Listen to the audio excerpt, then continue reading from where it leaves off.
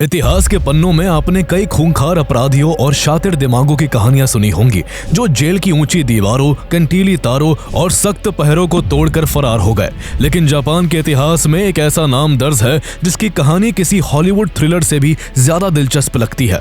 ये कहानी किसी बेरहम कातिल या माफिया की नहीं, बल्कि एक ऐसे शख्स की है जिसने कभी कोई संगीन जुर्म किया ही नहीं था, फिर भी किस्मत ने उसे काल कोठरी में धकेल दिया था। उसके साथ जेल में जानवरों से भी बदतर सलूक किया गया, बेरहमी से पिटाई, भद्दी गालियां और जेल प्रशासन की कभी ना खत्म होने वाली नफरत, यही उसकी रोजमर्रा की जिंदगी थी। लेकिन उसने भी हार मानकर घुटने नहीं टेके, बल्कि उसने सिस्टम की जंजीरों को तोड़ने का फैसला लिया। वो कोई साधारण कैदी नहीं था, उसके पास वो सुपर ह्यूमन एबिलिटीज थी जिनके बारे में सुनकर आज भी लोग हैरान रह जाते हैं। वो लोहे की सलाखों को सूप से गला देता था, हाथ की हथकड़ियों को खींचकर तोड़ देता था और अपने शरीर के जॉइंट्स को अपनी मर्जी से डिसलोकेट कर सकता था।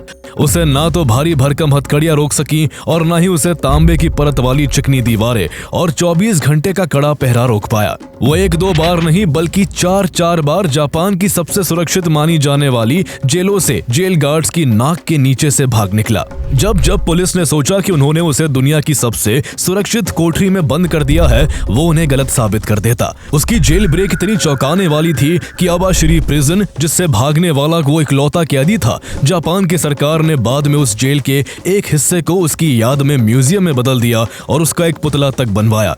ये कहानी है जापान के greatest jail breaker Yoshie Shiratori की, जिसने जापान के कड़े कानून और अभेद्य जेलों को चार बार तोड़कर पूरी दुनिया को हैरान कर दिया। योशी शिरातोरी का जन्म 31 जुलाई 1907 को जापान के आओमोरी प्रीफेक्चर में एक बेहद साधारण परिवार में हुआ था। उसके घर में गरीबी का साया तो पहले से ही था, ऊपर से जब वो केवल 2 साल का था उसके पिता की मौत हो गई और कुछ समय बाद उसकी माँ उसे छोड़कर किसी और आदमी के साथ भाग गई। इस तरह छोटी सी उम्र में ही शिरातोरी अकेला पड़ गया और वो धीरे धीरे गलत संगत में पड़ गया। उसको जुआ खेलने की बुरी लत लग गई और वो अक्सर अपनी सारी कमाई जुए में उड़ाने लगा। उसकी जिंदगी को वापस पटरी पर लाने के लिए उसकी शादी करवा दी गई और उसके 3 बच्चे हुए। सबको उम्मीद थी कि शिरातोरी अब एक पारिवारिक जीवन बिताएगा, लेकिन ज्यादा पैसा कमाने की हसरत में वो चोरियां करने लगा। लेकिन उसकी ये चोरी की आदत एक दिन उसकी जिंदगी में तूफान ले आई। एक बार योशी शिरातोरी जब अपने कुछ साथियों के साथ एक स्टोर हाउस में चोरी कर रहा था तो उसके साथियों की स्टोर हाउस मालिक के बेटे से हाथापाई हो गई और अनजाने में उसकी मौत हो गई। शिरातोरी इस मुठभेड़ में शामिल नहीं था, लेकिन फिर भी पुलिस ने जब करीब 2 साल बाद उसको एक दूसरी जगह चोरी करते पकड़ा तो उस पर चोरी के साथ साथ उस कत्ल का इल्जाम भी थोप दिया और उसे आओमोरी प्रिजन में डाल दिया। पुलिस उसको रोज टॉर्चर करके वो जुल्म कबूलने का दबाव बनाती जो उसने किया ही नहीं था। जब खुद को बेगुनाह साबित करने का कोई रास्ता नजर नहीं आया तो उसने जेल से भागने की ठान ली। सबसे पहले उसने जेल के पहरे का पैटर्न समझना शुरू किया। कई महीनों की कड़ी निगरानी के बाद उसने नोटिस किया कि गार्ड्स की पेट्रोलिंग के बीच 15 मिनट का गैप होता था। इसी गैप में उसे अपनी सेल के दरवाजे और उसके बाहर मौजूद और भी कई दरवाजों को पार करना था। एक दिन नहाते समय उसने पानी की बाल्टी के ऊपर लगे मेटल के तार को चुरा लिया और उसे एक चाबी की शक्ल दे दी। इसके बाद 18 जून 1936 की सुबह 5:30 बजे जैसे ही गार्ड पेट्रोलिंग करके उसके सेल के सामने से निकला, शिरातोरी उस मेटल के तार से एक एक करके सभी दरवाजों के तालों को खोलकर फरार हो गया। हैरान करने वाली बात यह थी कि हर दरवाजे को पार करने के बाद उसने दरवाजे को पीछे से दोबारा बंद भी किया ताकि सुबह तक किसी को उसके भागने की भनक ना लगे।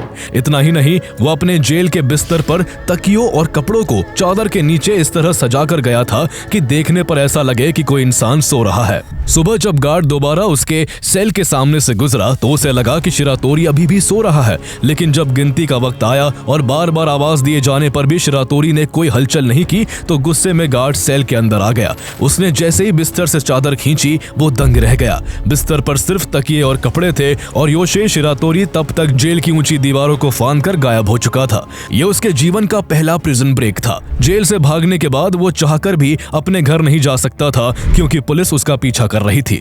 उसके पास ना तो रहने का कोई ठिकाना था, ना जेब में पैसे और ना ही पेट भरने के लिए खाना था। इसलिए भूख से बेहाल होकर वो एक हॉस्पिटल में चोरी की नियत से घुस गया।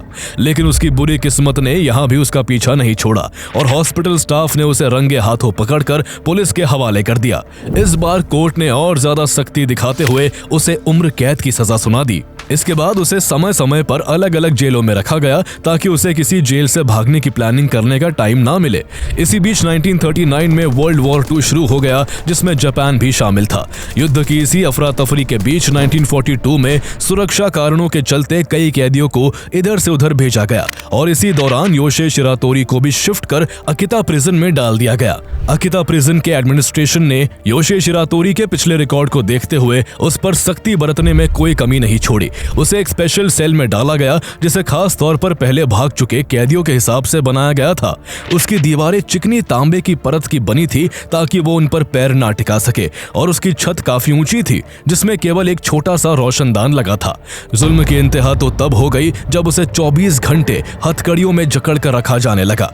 वहां के गार्ड्स उसे जानवरों से भी बदतर तरीके से पीटते और उसे भद्दी भद्दी गालियां दी जाती।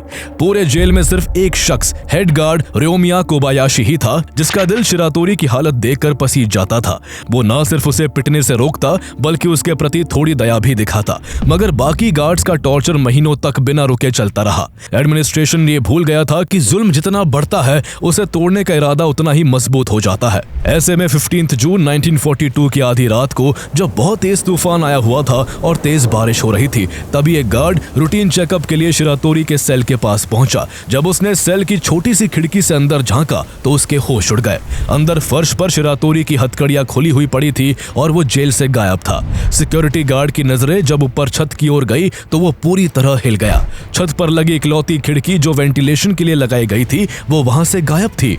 उसे समझ नहीं आ रहा था कि आखिर एक इंसान उन चिकनी तांबे की दीवारों पर चढ़कर इतनी ऊंची छत तक कैसे पहुंच सकता है, और वो भी तब जब उसके हाथों में हथकड़ियां लगी हो। यहीं पर शिरातोरी ने अपनी उस दूसरी एक्स्ट्राऑर्डिनरी स्किल का इस्तेमाल किया था जिससे वो चिकनी से चिकनी दीवार पर भी चढ़ सकता था। जेल पहुंचते ही सबसे पहले उसने अपनी हथकड़ियों को खोलने के लिए लोहे के एक छोटे से टुकड़े का कहीं से जुगाड़ कर लिया था। वो हर रात बड़ी खामोशी से अपनी हथकड़ी खोलता था और तांबे की उन फिसलन भरी दीवारों का सहारा लेकर चढ़ने की प्रैक्टिस करता था। छत पर जो वेंटिलेशन के लिए खिड़की लगी थी वो भले ही मेटल की थी लेकिन उसका फ्रेम लकड़ी का बना था। ऐसे में योशी शिरातोरी हर रात धीरे धीरे उस फ्रेम को हिलाकर ढीला करने लगा था। खिड़की को ढीला करके वो वापस नीचे आता और अपनी हैंडकफ्स दोबारा पहन लेता। कई दिनों की इस खामोश मेहनत के बाद आखिरकार वो लकड़ी का फ्रेम इतना कमजोर हो गया था कि एक ही झटके में अलग हो सकता था। ऐसे में 15 जून की रात जब तेज बारिश और तूफान आ रहा था, तभी सही मौका देखते हुए योशी शिरातोरी छत की खिड़की को उखाड़कर अंधेरे में गायब हो गया। जेल से निकलने के बाद शिरातोरी के मन में पहला ख्याल अपने बीवी बच्चों के पास लौटने का आया, लेकिन वो जानता था कि पुलिस सबसे पहले उनके घर पर ही जाल बिछाएगी। जेल से भागने के बाद पुलिस से छिपते हुए शिरातोरी अकिता सिटी की तंग गलियों और सुनसान इलाकों में छुपकर अपनी जिंदगी काटने लगा। उधर जेल प्रशासन और जापान की पुलिस उसे ढूंढने के लिए पागलों की तरह चप्पे चप्पे की खाक छान रही थी, लेकिन शिरातोरी का उन्हें कोई अता पता नहीं चल सका। लेकिन करीब 3 महीने बाद 18 सितंबर 1942 की रात कहानी में एक बड़ा ट्विस्ट आया। अकिता प्रिजन का हेड गार्ड कोबायाशी जब अपने घर पर आराम कर रहा था, तभी किसी ने उसके दरवाजे पर दस्तक दी। दरवाजा खोलते ही कोबायाशी के पैरों तले जमीन खिसक गई, क्योंकि उसके ठीक सामने कोई और नहीं बल्कि खुद योशी शिरातोरी खड़ा था, जिसे पुलिस पागलों की तरह ढूंढ रही थी। भूख, प्यास और भागदौड़ की वजह से उसकी हालत बहुत खराब हो चुकी थी, इसलिए कोबायाशी ने उसे अंदर बुलाया और खाना खिलाया। जब उसने हैरानी से पूछा कि इतनी मेहनत से जेल तोड़ने के बाद तुम वापस मेरे पास क्यों आए, इस पर शिरातोरी ने कहा, पूरी जेल में सिर्फ तुम ही थे जिसने मुझे एक इंसान समझा। इसके बाद उसने कोबायाशी से कहा कि वो सरेंडर करना चाहता है, लेकिन पुलिस के सामने नहीं बल्कि जस्टिस डिपार्टमेंट के सामने, ताकि वो जेलों के भीतर कैदियों पर हो रहे जुल्मों का कच्चा चिट्ठा खोल सके। कोबायाशी ने उसे मदद का भरोसा दिया, लेकिन जैसे ही शिरातोरी बाथरूम की तरफ गया, कोबायाशी ने फौरन पुलिस को फोन कर दिया। कुछ ही देर में पुलिस ने घर को घेर कर योशी शिरातोरी को एक बार फिर गिरफ्तार कर लिया। इस धोखे ने शिरातोरी को अंदर से तोड़ दिया और उस रात उसने कसम खा ली कि अब वो किसी भी पुलिस वाले पर भरोसा तक नहीं करेगा। योशी शिरातोरी की गिरफ्तारी के बाद कोर्ट ने उसकी लाइफ सेंटेंस की सजा में 3 साल का इजाफा और कर दिया। इसके पिछले 2 जेल ब्रेक के रिकॉर्ड को देखते हुए इस बार एडमिनिस्ट्रेशन ने उसे होकाइडो के नॉर्थ में मौजूद जापान की अल्काट्रेज कही जाने वाली सबसे खतरनाक अबाशिरी प्रिजन में डाल दिया। अबाशिरी प्रिजन वो जेल थी जिसका नाम सुनते ही बड़े से बड़े अपराधी के पसीने छूट जाते थे। ये जेल इतनी हाईली सिक्योर्ड थी कि आज तक कोई भी कैदी यहाँ से जिंदा भागने में कामयाब नहीं हुआ था। यहाँ की सिक्योरिटी इतनी सख्त थी कि अगर अगर कोई भागने की जरूरत भी करता तो गार्ड्स को उसे देखते ही गोली मारने के आदेश थे। जेल के चारों तरफ ऊंची ऊंची कटीले तारों से घिरी दीवारें, वॉच टावर्स पर दिन रात पहरा देते गार्ड्स के अलावा यहाँ एक और सबसे बड़ा खतरा था।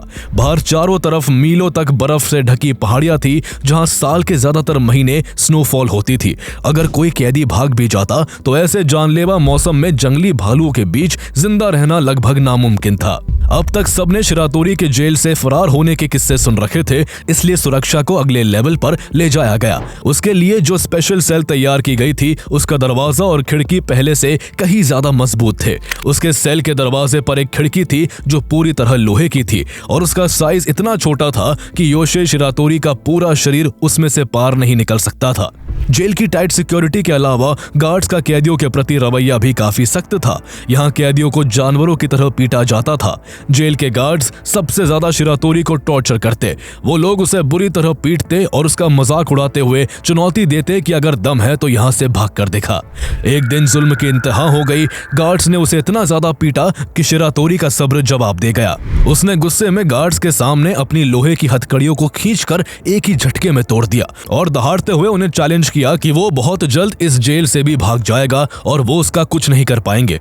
ये देखकर गार्ड्स के पसीने छूट गए, लेकिन ऐसा करके शिरातोरी ने अपने लिए मुसीबत बढ़ा ली थी, क्योंकि इसके बाद उसके लिए 20 किलो की लोहे की भारी भरकम स्पेशल हैंडकफ्स और बेड़ियां बनवाई गई। इनमें चाबी लगाने के लिए कोई छेद या जगह भी नहीं छोड़ी गई थी ताकि वो उन्हें ना खोल सके। इन भारी भरकम हथकड़ियों और बेड़ियों को शिरातोरी के हाथ और पैर पर कस दिया गया। उसे 24 घंटे इसी बोझ के साथ रहना पड़ता था। यहाँ तक कि खाना खाते वक्त भी उसकी हथकड़ियां नहीं खोली जाती थी, इसलिए उसे खाना भी किसी जानवर की तरह सीधे मुंह से खाना पड़ता था।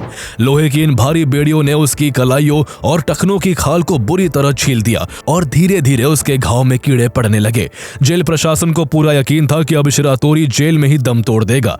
इस तरह करीब 1 साल बीत गया और 26 अगस्त 1944 की तारीख आ गई। उस समय वर्ल्ड वॉर 2 अपने चरम पर था और जापान पर दुश्मन देशों के हवाई हमलों का खतरा मंडरा रहा था। इसलिए उस रात पूरे जापान में वॉर टाइम ब्लैकआउट घोषित किया गया था और पूरे शहर और जेल की लाइटें बंद कर दी गई थी ताकि दुश्मन जहाजों को रोशनी ना दिखे और वो हमला ना कर सके। जेल के गलियारे अंधेरे में डूबे हुए थे और चारों तरफ सन्नाटा पसरा था। तभी ड्यूटी पर तैनात एक गार्ड को जेल की छत पर किसी के चलने की हल्की सी आहट सुनाई दी। गार्ड टॉर्च लेकर बाहर निकला, लेकिन तूफान और अंधेरे के बीच उसे कुछ नजर नहीं आया। जब वो वापस लौटा और अपनी तसल्ली के लिए शिरातोरी के सेल में झांका तो उसके पैरों तले जमीन खिसक गई। भारी भरकम 20 किलो की हथकड़ियां और बेड़ियां अंदर बिस्तर पर बड़ी ही सजावट से रखी हुई थी और योशी शिरातोरी जेल कोठरी से गायब था। अंदर शिरातोरी के बदन के कपड़े भी पड़े थे, लेकिन शिरातोरी का कोई नामो निशान नहीं था। योशी शिरातोरी तीसरी बार जापान की सबसे सुरक्षित जेल को चकमा देकर फरार हो चुका था। जेल प्रशासन इस बात पर यकीन नहीं कर पा रहा था कि आखिर उन फौलादी बेड़ियों को तोड़कर वो जेल से कैसे भाग निकला, लेकिन इस नामुमकिन काम को मुमकिन बनाने के लिए शिरातोरी पिछले कई महीनों से एक ऐसी तरकीब पर काम कर रहा था जिसकी कोई कल्पना भी नहीं कर सकता था। दरअसल अबाशिरी प्रिजन में कैदियों को खाने में चावल के साथ रोज एक कटोरी मीसो सूप दिया जाता था। योशी शिरातोरी ने गौर किया कि उस सूप में नमक की मात्रा काफी ज्यादा होती थी। बस यही से उसके दिमाग में एक खतरनाक आइडिया आया। वो रोज अपने सूप में से थोड़ा सा हिस्सा बचा लेता और जब गार्ड्स की नजर हटती तो उस सूप को अपने मुंह में भर के बड़ी ही खामोशी से अपने सेल के दरवाजे पर बनी लोहे की छोटी खिड़की के नट्स एंड बोल्ट्स और अपनी हथकड़ी और बेड़ियों पर गिराता। वो जानता था कि अगर सूप को लगातार हर दिन लोहे पर डाला जाए तो उसमें मौजूद नमक लोहे में जंग पैदा कर देगा। वो लगातार कई महीनों तक इसी प्रोसेस को करता रहा और आखिरकार उसकी मेहनत रंग दिखाने लगी। अगस्त 1944 आते आते उसकी हथकड़ियों और दरवाजे के बोल्ट्स में इतनी जंग लग चुकी थी कि वो अंदर से पूरी तरह खोखले हो गए थे। आखिरकार 26 अगस्त 1944 की उस रात जब पूरा जापान वॉर टाइम ब्लैकआउट के अंधेरे में डूबा हुआ था, शिरातोरी ने अपनी ताकत का इस्तेमाल कर उन जंग लगी 20 किलो की हथकड़ियों और बेड़ियों को तोड़ दिया। इसके बाद उसने दरवाजे की खिड़की के उन जंग लगे बोल्ट्स को खोलकर पूरे फ्रेम को बाहर निकाल दिया। लेकिन अब भी उसके सामने एक बहुत बड़ी परेशानी थी। उस खिड़की का साइज जानबूझकर उसके शरीर से काफी छोटा बनाया गया था ताकि वो वहां से निकल ना सके। यहीं पर शिरातोरी ने अपनी एक और अजीब काबिलियत तक का नमूना पेश किया।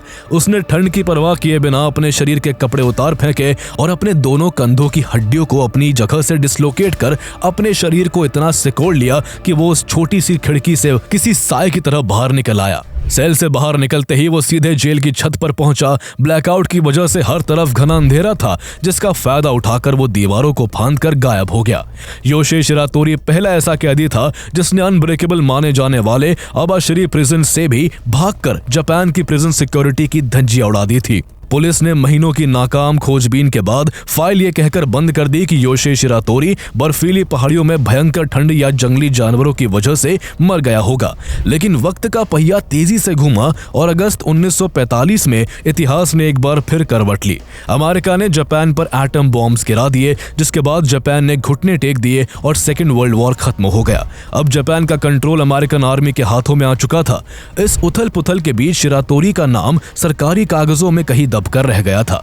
लेकिन करीब 2 साल बाद 1946 के अंत में पुलिस ने एक आदमी को हत्या के इल्जाम में पकड़ा। जब उसकी पहचान हुई तो जापान पुलिस सन्न रह गई, क्योंकि वो शख्स कोई और नहीं बल्कि योशी शिरातोरी ही था। पुलिस कस्टडी में शिरातोरी ने अपनी उन 2 साल की पूरी दास्तान सुनाई, जिसे सुनकर हर कोई हैरान रह गया। उसने बताया कि अबाशिरी प्रिजन से भागने के बाद उसने पहाड़ों के बीच एक पुरानी गुफा को अपना बसेरा बना लिया था।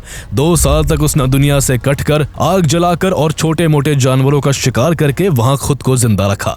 लेकिन शिरातोरी से जब तन्हाई बर्दाश्त नहीं हुई तो वो नीचे शहर की तरफ चला आया था, जहां उसे पता चला कि युद्ध खत्म हो गया है और जापान अब अमेरिका के हाथ की कठपुतली बन गया है। उसे लगा कि इतना कुछ बदल गया है तो शायद पुलिस भी अब उसे भूल चुकी होगी, इसलिए उसने छिपना छोड़ दिया और वो खुशी खुशी सैकड़ों किलोमीटर दूर अपने घर, अपनी बीवी बच्चों के पास वापस लौटने लगा। एक दिन वो रास्ते में सपोरो शहर से गुजर रहा था तो उसे बहुत तेज भूख लग रही थी। वो एक किसान के खेत में घुसा और वहां से टमाटर तोड़कर खाने लगा। तभी खेत का मालिक वहां आ पहुंचा। उस इलाके में पिछले कुछ समय से काफी चोरियां हो रही थी, इसलिए किसान ने आव देखा ना ताव और अपनी कुदाल से शिरातोरी पर हमला कर दिया। अपने बचाव की कोशिश में शिरातोरी भी उससे भिड़ गया और तभी इस हाथापाई में अनजाने में वही कुदाल किसान को जा लगी, जिससे उसकी मौत हो गई। इसके बाद भीड़ ने शिरातोरी को पकड़कर पुलिस के हवाले कर दिया। इस बार जब उसे सपोरो डिस्ट्रिक्ट कोर्ट में पेश किया गया तो एक और हत्या और 3 बार जेल तोड़ने के इतिहास को देखते हुए कोर्ट ने उसे सीधे फांसी की सजा सुना दी। फांसी होने तक उसे सपोरो प्रिजन में डाल दिया गया। यहाँ उसे एक ऐसी रीइंफोर्स सेल में रखा गया जिसकी दीवारें, छत और दरवाजा सब कुछ ठोस स्टील से बना था। इस बार खिड़कियों का साइज शिरातोरी के सिर के साइज से भी छोटा रखा गया, क्योंकि कोई भी अपने सिर का साइज नहीं बदल सकता। इसके अलावा उसकी निगरानी के लिए उसकी सेल के बाहर 6 स्पेशल गार्ड्स की ड्यूटी लगाई गई, जो उस पर अपनी नजरें गड़ाए रखते थे। लेकिन इस बार उसे हथकड़ी नहीं पहनाई गई, क्योंकि एडमिनिस्ट्रेशन को अपने इस बंदोबस्त पर पूरा भरोसा था और वो जानते थे कि शिरातोरी के लिए कोई भी हथकड़ी तोड़ना बच्चों का खेल है। जेल में दिन गुजारते हुए शिरातोरी अक्सर अपने सेल की ऊंची छत को एकटक निहारता रहता था। जब गार्ड्स उसे ऐसा करते देखते तो वो हंसते और उसका मजाक उड़ाते। उन्हें लगता था कि शिरातोरी फिर से छत के रास्ते भागने की पुरानी तरकीब सोच रहा है, जो इस बार नामुमकिन थी। जब भी उसे नहाने के लिए सेल से बाहर भेजा जाता तो गार्ड्स उसकी छत, दीवारों और खिड़कियों की बारीकी से जांच करते, लेकिन उन्हें कभी कुछ सस्पिशियस नहीं मिला। इसी बीच शिरातोरी जरूरत से ज्यादा सोने लगा था। वो दिन भर जमीन पर बिछे अपने गद्दे पर चादर ओढ़ के पड़ा रहता। अब उसकी उम्र भी 40 से ज्यादा हो गई थी। वो काफी ज्यादा शांत रहने लगा, इसलिए गार्ड्स भी उस पर तरस खाकर उसे यूं ही सोने देते। महीनों तक यही सिलसिला चलता रहा और गार्ड्स ये मान बैठे कि शिरातोरी अब नहीं भागेगा। लेकिन 1947 में एक सुबह ऐसी आई जिसने एक बार फिर पूरे जापान को हिला कर रख दिया। गार्ड्स ने जब योशी शिरातोरी की सेल में झांक कर देखा तो वो हर बार की तरह चद्दर ताने सो रहा था। जब काफी आवाज लगाने के बाद भी शिरातोरी नहीं उठा तो एक गार्ड झुंझलाकर सेल के अंदर दाखिल हुआ। उसने गुस्से में चादर खींची, लेकिन जो उसने देखा वो देख उसके होश उड़ गए। चादर के नीचे शिरातोरी नहीं बल्कि सफाई से रखे हुए तकिए और कुछ कपड़े थे। गार्ड्स ने पागलों की तरह पूरी कोठरी की तलाशी ली। छत पूरी तरह सलामत थी, दीवारें भी ठीक थी और खिड़कियां भी वैसी की वैसी ही लगी थी। किसी को समझ नहीं आ रहा था कि आखिर शिरातोरी गायब कैसे हो गया। तभी एक गार्ड की नजर फर्श पर बिछे उस गद्दे पर गई। जैसे ही उसने गद्दा हटाया, उसकी हैरानी का कोई ठिकाना नहीं रहा।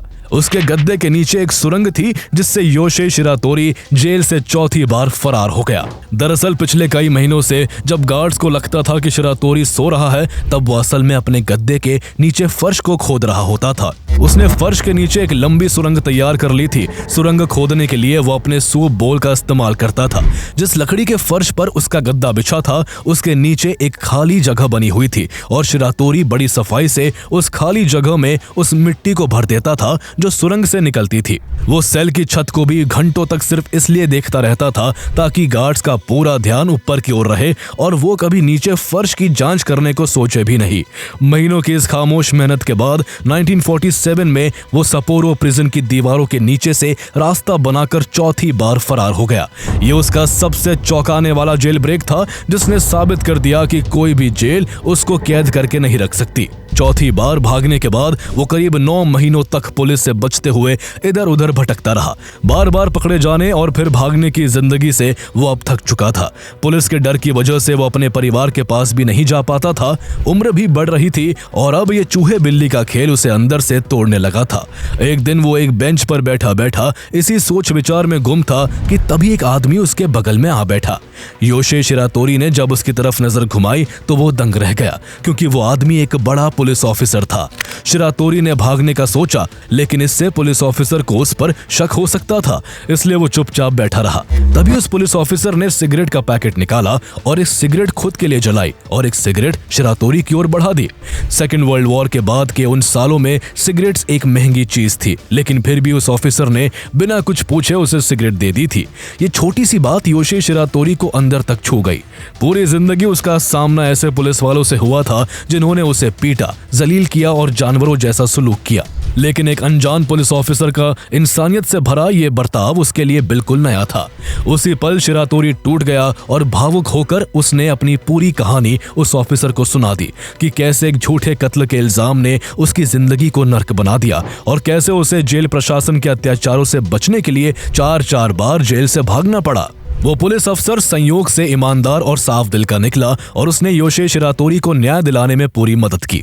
उसका दोबारा ट्रायल चला और कोर्ट ने ये माना कि किसान की मौत एक हादसा थी जो सेल्फ डिफेंस में हो गई। इसके अलावा जज ने इस बात पर भी गौर किया कि जेल गार्ड्स के बुरे बर्ताव के बावजूद शिरातोरी ने कभी किसी गार्ड को नुकसान नहीं पहुंचाया, जबकि उसके पास वैसी ताकत और मौके दोनों थे। आखिरकार जज ने उसकी डेथ पेनल्टी रद्द कर दी और उसे 20 साल की सजा सुनाई। साथ ही उसकी इच्छा के अनुसार उसे इस बार टोक्यो की फुचू प्रिजन में रखा गया। वहां का मौसम सूटेबल था और सबसे बड़ी बात वहां के गार्ड्स कैदियों के साथ एक इंसान की तरह पेश आते थे। योशी शिरातोरी ने इस सजा को इस बार पूरे दिल से एक्सेप्ट कर लिया और उसने भागने की कोई कोशिश नहीं की। उसके अच्छे बर्ताव की वजह से उसे 14 साल बाद ही दिसंबर 1961 में रिहा कर दिया गया, लेकिन इस बार वो किसी खिड़की या टनल के रास्ते नहीं बल्कि फ्रंट डोर से बाहर आया था और उसने पहली बार आजादी की सांस को महसूस किया। उसकी आंखों में अब बस अपने बीवी बच्चों से मिलने की खुशी थी, लेकिन वो जब फाइनली अपने घर वापस पहुंचा तब तक उसकी बीवी की मौत हो चुकी थी। ये उसके लिए एक बहुत गहरा झटका था। इसके बाद वो अपनी बेटी के साथ रहने लगा और 1979 में 71 साल की उम्र में हार्ट अटैक की वजह से योशी शिरातोरी की मौत हो गई। वक्त के साथ उसकी कहानी जापान और फिर पूरी दुनिया में काफी फेमस हुई और उसकी जिंदगी पर कई किताबें लिखी गई और कई फिल्में बनी। जिस आबाशरी प्रिजन में उसके साथ नर्क जैसा व्यवहार हुआ था, बाद में उसी जेल के एक हिस्से को उसकी याद में म्यूजियम बना दिया गया। वहां टूरिस्ट को दिखाने के लिए योशी शिरातोरी का एक पुतला उसी खिड़की के पास लगाया गया है जहां से वो अपनी हड्डियों को डिसलोकेट करके जेल से भागा था।